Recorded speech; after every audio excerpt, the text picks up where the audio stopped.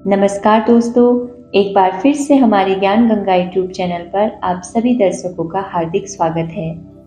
दोस्तों, आज की वीडियो में हम आत्मा के विषय में चर्चा करेंगे। आत्मा के विषय में कई भ्रांतियां हैं, कई अंधविश्वास हैं, कुछ मनगढ़ंत धारणाएं भी हैं और आत्मा के बारे में हमारे शास्त्र कुछ कहते हैं तो विज्ञान कुछ कहता है। इस तरह से समाज का एक वर्ग दूसरे वर्ग का विरोध करता है।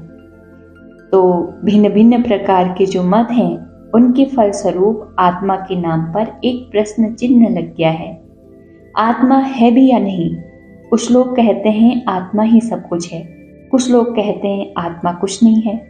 आत्मा के विषय में हमारा अनुभव ये कहता है, जो आत्मा को नहीं मानते हैं वे तो अंधकार में जी ही रहे हैं, लेकिन जो आत्मा को ही सब कुछ मानते हैं वे भी अंधविश्वास में ही जी रहे हैं, क्योंकि आत्मा अपनी जगह पे है और शरीर बाकी सारी चीजें अपनी जगह पे। दोस्तों, आत्मा एक ऐसा गूढ़ विषय है जिसके बारे में जानना हम सभी के लिए बहुत महत्वपूर्ण है। बिना आत्मा को जाने आत्मबोध नहीं हो सकता और बिना आत्मबोध के हमारा कल्याण संभव नहीं है। दोस्तों, गौतम बुद्ध को जब आत्मबोध हुआ तभी वे महात्मा बुद्ध कहलाए, तभी वे भगवान बुद्ध कहलाए। आत्मबोध का सीधा सा अर्थ है आत्मा को जानना। आत्मा को जानने का अर्थ है अपने आप को जानना। मैं कौन हूँ, आया कहाँ से हूँ, कहाँ मुझे जाना है, ये सब जो नहीं जानते हैं उनके लिए जीवन का अंतिम पड़ाव मृत्यु है और उन्हें एक न एक दिन अवश्य मरना पड़ता है। दोस्तों, जो आत्मा को जान लेते हैं, जिन्हें आत्मबोध हो जाता है, वे जीते जी अमर हो जाते हैं। वे जान लेते हैं कि यह शरीर नश्वर है जो एक दिन अवश्य ही छूटेगा। इसीलिए उन्हें शरीर से मोह नहीं रहता और जब शरीर से मोह नहीं रहता तो शरीर के छूटने का डर भी नहीं रहता। मृत्यु के भय से भयभीत न होना या फिर मृत्यु के भय को जीतना ही भव सागर पार करना है। जो ऐसा नहीं कर पाते वे भव सागर में डरते डरते तैरते हैं और अंत में डूब जाते हैं। डूब जाना ही मृत्यु है। इसलिए दोस्तों, अपने आप को जानना बहुत जरूरी है। दोस्तों, कबीर दास जी कहते हैं, जन जन का परिचय करे, खुद से रहे अनजान, परम गुरु के सानिध्य में जाकर अपने को पहचान। यदि आपको पता है कि दुनिया में कितने देश हैं और प्रत्येक देश का प्रधानमंत्री कौन है, तो ये आपकी नॉलेज है, ज्ञान नहीं है। आत्मज्ञान के लिए किसी भी प्रकार की बाहरी शिक्षा की आवश्यकता नहीं है। आत्मज्ञानी एक अनपढ़ व्यक्ति भी हो सकता है और आत्मज्ञान अनुभव से होता है। इसीलिए आत्म अनुभव ही आत्म साक्षात्कार है। आत्मज्ञान होते ही संसार से विरक्ति हो जाती है और संसार से विरक्ति ही मुक्ति है, यही मोक्ष है। इसलिए जो आत्मा को जान लेते हैं वे परमात्मा को जान लेते हैं। किसी ने ठीक ही कहा है, आत्मा ही परमात्मा है। दोस्तों, तुलसीदास जी मानस में लिखते हैं, जाने बिना न होए प्रतीति, बिन प्रतीति न होए प्रीति। यानी भगवान को जाने बिना उन पर विश्वास नहीं होता और बिना विश्वास के भगवान से प्रेम नहीं हो सकता। मिले न रघुपति बिन अनुरागा, किए जोग तप ज्ञान विरागा। यानी व्रत, उपवास, तप, जोग, संन्यास, ज्ञान, वैराग्य, ये चाहे कितना ही कर लो, बिना प्रेम के भगवान आपको मिलेंगे ही नहीं। दोस्तों, आप स्वयं विचार करो, परमात्मा को पाना कौन नहीं चाहता है। भगवान के बारे में तो सभी जानना चाहते हैं, इसीलिए भगवान के दर्शन हेतु मंदिरों में, तीर्थों में जाते हैं। लेकिन आत्मा को कोई नहीं जानना चाहता, जबकि परमात्मा तक पहुंचने का रास्ता आत्मा से होकर गुजरता है। यानी परमात्मा के दर्शन आत्मा द्वारा ही संभव है। मंदिर, मस्जिद, गुरुद्वारा या फिर चर्च में जाकर, तीर्थों में जाकर हम अपने मन की कामनाओं को पूरा कर सकते हैं, अपने दुखों का निवारण कर सकते हैं, लेकिन परमात्मा के दर्शन नहीं कर सकते, परमात्मा का अनुभव नहीं कर सकते। हमारे संत कहते हैं, जब तक जीवन में सत्कर्मों का संचित सामान नहीं होगा। तब तक भवसागर पार उतरने का कोई विधान नहीं होगा। जप तप पूजा पाठ यज्ञ हवन चाहे कोई कितना ही कर ले, जीवन में शुभ आचरण बिना हरगिज कल्याण नहीं होगा। प्रभु के दर्शन जब भी होंगे, जिसको होंगे हृदय में होंगे, मंदिर मस्जिद गुरुद्वारे में बैठा भगवान नहीं होगा, बैठा भगवान नहीं होगा। दोस्तों, आप ये जान गए हैं कि आत्मा को जानना हमारे लिए कितना जरूरी है। आत्मा कैसी है, शरीर में कहाँ रहती है, आत्मा का स्वरूप कैसा है, आत्मा का गुण क्या है, ये सब हम आज की वीडियो में जानेंगे। तो वीडियो को ध्यानपूर्वक देखिएगा और अंत तक बने रहिएगा, तभी आप अपने निज स्वरूप को यानी आत्म स्वरूप को जान पाएंगे। तो आइए वीडियो को शुरू करती हूँ।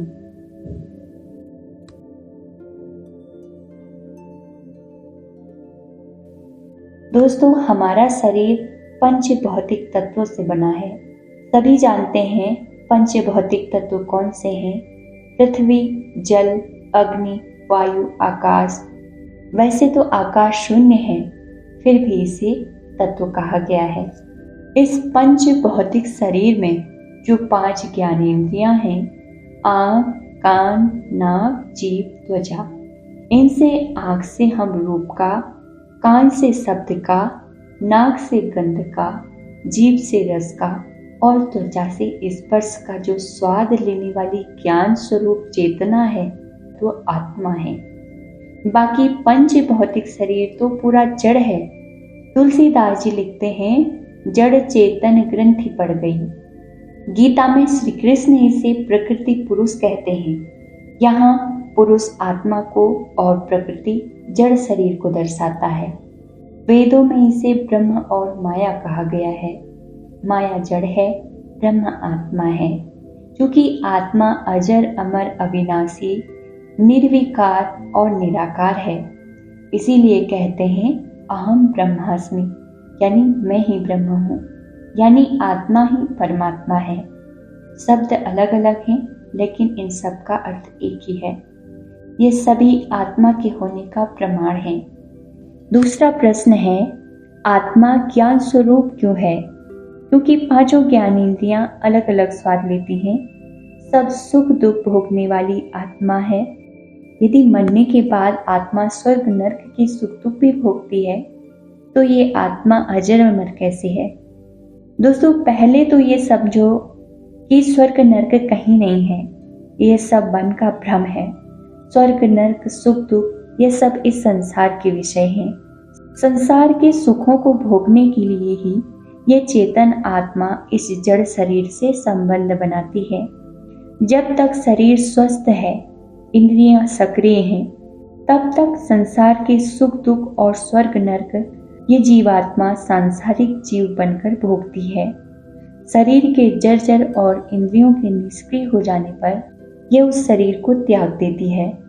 उसके बाद संसार के सुखों से आसक्ति होने पर यह दूसरा शरीर धारण करती है और संसार के दुखों से विरक्त होने के कारण ये मुक्त भी हो जाती है। इसके लिए आत्मा स्वतंत्र है। दोस्तों, अगला प्रश्न है, आत्मा चेतन कैसे है? क्या पेड़ पौधों में भी चेतना है? नहीं, पेड़ पौधों में जीवन है, लेकिन इनमें चेतना नहीं है, न ही इनमें ज्ञान है। पेड़ को अपने होने का आभास ही नहीं है। जबकि पेड़ में फूल लगते हैं, फल लगते हैं, फलों में बीज है, बीज से फिर से वृक्ष बनता है। इस प्रकार एक पेड़ का जीवन चक्र तो चलता है, लेकिन पेड़ को काटने पर या फिर पेड़ से फल तोड़ने पर उसमें कोई प्रतिक्रिया नहीं होती, क्योंकि उनमें आत्मा नहीं है। आत्मा होती तो चेतना भी होती, चेतना होती ज्ञान भी होता। चेतना 3 प्रकार की होती है, चेतन, अचेतन और अवचेतन। आत्मा की 3 अवस्थाएं होती हैं, जागृत, स्वप्न और सुषुप्ति। जागृत अवस्था में आत्मा चेतन रहती है, यानी सचेत रहती है। स्वप्न में काल्पनिक संसार होता है, सुसुप्ति में संसार का लोप हो जाता है। अगला प्रश्न है, क्या आत्मा परमात्मा का अंश है? यदि अंश है तो फिर यह अविनाशी कैसे है? तुलसीदास जी ने लिखा है, ईश्वर अंश जीव अविनाशी। आत्मा कहो या फिर जीवात्मा ईश्वर का अंश नहीं है। वो ईश्वर का अंश इसलिए नहीं हो सकता क्योंकि वो पूर्ण है। आत्मा स्वयं में पूर्ण है। आत्मा अविनाशी है, अंश अविनाशी नहीं है। जैसे जल की एक बूंद जल का अंश है। घड़े का पानी बूंद बूंद कर टपकेगा तो एक समय बाद घड़ा खाली हो जाएगा। फिर घड़े का जल अविनाशी कैसे है? जब घड़े का जल अविनाशी नहीं है तो फिर बूंद कैसे अविनाशी है? जो किसी पदार्थ से टूटकर अलग होता है वो उसका अंश है। इस प्रकार न तो अंश अविनाशी है न ही अंशी। जबकि आत्मा न तो परमात्मा से टूटकर बनी है न ही परमात्मा से पैदा हुई है। आत्मा तो आदिकाल से है और रहेगी। आत्मा पूर्ण है, निराधार है, उसे किसी आधार की आवश्यकता नहीं है। निराकार है, उसका कोई आकार नहीं है।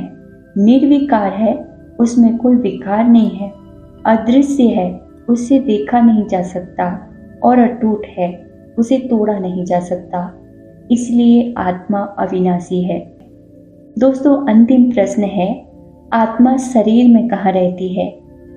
यह प्रश्न काफी महत्वपूर्ण भी है और ये जानना हम सभी के लिए बहुत जरूरी भी है, क्योंकि जो आत्मा अदृश्य है, जिसे देखा नहीं जा सकता, और जो निराकार है, जिसका कोई आकार नहीं है, और जो निराधार है, जिसका कोई आधार ही नहीं है, उसे खोजना किसी चमत्कार से कम नहीं है।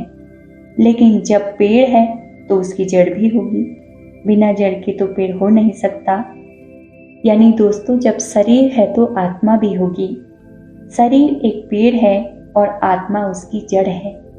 जैसे पेड़ की जड़ मिट्टी में बहुत ही गहराई में फैली होती है, वहां से वो अपने पेड़ को पोषित करती है, उसी प्रकार हमारे शरीर के सबसे ऊपरी भाग में, जिसे शिवजी का तीसरा नेत्र भी कहते हैं, दोस्तों, शास्त्रों के मुताबिक आत्मा मूल रूप से मस्तिष्क में रहती है और योग की भाषा में इसे सहस्त्रार चक्र या फिर ब्रह्मरंध्र कहते हैं। यहाँ पर आत्मा एक एनर्जी के रूप में निराकार स्वरूप में रहती है। हमारे सिर के बीचों बीच, दोनों भौहों के बीच में, जहाँ पे शिव का तीसरा नेत्र खुलता है, और उस स्थान को त्रिकुटी भंवर कहते हैं। ठीक त्रिकुटी भंवर के पीछे बुद्धि का स्थान है। यहाँ से ज्ञान की नस, जिसे वैज्ञानिक स्पाइनल कॉर्ड कहते हैं, वो नस सिर के पीछे भाग से गर्दन से होते हुए हमारी पीठ में जो रीढ़ की हड्डी है, उस हड्डी के अंदर सुरक्षित रहती है। और यही ज्ञान की नस स्पाइनल कॉर्ड बुद्धि के द्वारा सारे शरीर को कंट्रोल करती है। आइए मैं आपको आत्मा के इस रहस्य को एक सरल ढंग से समझाती हूँ, ताकि फिर आपके मन में आत्मा के प्रति कोई संशय न रहे। त्रिकुटी भंवर में जो आत्मा है वो आप स्वयं हो। उसी के समीप में जो बुद्धि है वो आपकी हाथ का रिमोट कंट्रोल है। आप पूरे शरीर को टीवी का स्क्रीन समझो। अब आप टीवी का जो भी प्रोग्राम देखना चाहते हैं उस बटन को दबाते हैं तो टीवी में प्रोग्राम बदलते जाते हैं। यही खेल आत्मा बुद्धि के द्वारा खेलती है। यदि आप इतनी पर भी विश्वास नहीं रखते हैं तो मैं इस तथ्य को प्रमाणित करना चाहती हूँ। दोस्तों, कभी आपने इस बात पर ध्यान दिया है तो जिन लोगों की कमर टूट जाती है या कमर पूरी तरह सही है, फिर भी रीढ़ की हड्डी के अंदर जो ज्ञान की नस है वो मुड़ जाती है या दब जाती है या फिर कट जाती है, तो उनके जो निचले अंग हैं, कमर से नीचे के जो अंग हैं, अचेत अवश्य हो जाते हैं, जिस कारण उस अंग में चेतना नहीं रहती। और आप जानते हैं, चेतना ही आत्मा का पहला गुण है। उस मरीज का अंग जिंदा तो है, लेकिन एक पेड़ की तरह। पेड़ में फूल आते हैं, फल लगते हैं, फलों में बीज होता है, बीज से एक पेड़, तो इस तरह से पेड़ का जीवन चलता है, पर उसमें चेतना नहीं होती, उसमें ज्ञान नहीं होता और उसमें आत्मा नहीं होती। तो इस प्रकार ऐसे मरीज के पैर होते तो हैं, लेकिन ऐसे मरीज पैरों के होते हुए भी चल फिर नहीं सकते। और जिन मरीजों की यही ज्ञान की नस यानी स्पाइनल कॉर्ड गर्दन से मुड़ जाती है, या गर्दन टूट जाने पर या गर्दन में खिंचाव आने पर ज्ञान की नस क्षतिग्रस्त हो जाती है, तो मरीज का गर्दन से नीचे का पूरा धड़ अचेत हो जाता है। ऐसा मरीज अपने हाथ से खाना भी नहीं खा सकता है। इस प्रकार सिद्ध होता है कि शरीर आत्मा की शक्ति द्वारा गतिमान है। हम एक स्थान से दूसरे स्थान में पैरों से चलकर जाते हैं, हाथों से कोई भी काम करते हैं, ये सब हमारी आत्मा की शक्ति है। कुछ लोग ये मानते हैं कि आत्मा कण कण में है, इसलिए आत्मा पूरे शरीर में समान रूप से फैली हुई है। कुछ लोग ये मानते हैं कि आत्मा अंतःकरण में एक ज्योति रूप में विद्यमान है, इसलिए वे अंतःकरण को शुद्ध करने की बात करते हैं।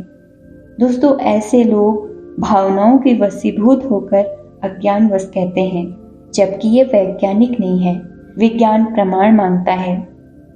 दोस्तों, आत्मा के मस्तिष्क में होने का एक प्राचीनतम प्रमाण मैं आपको ये भी देती हूँ।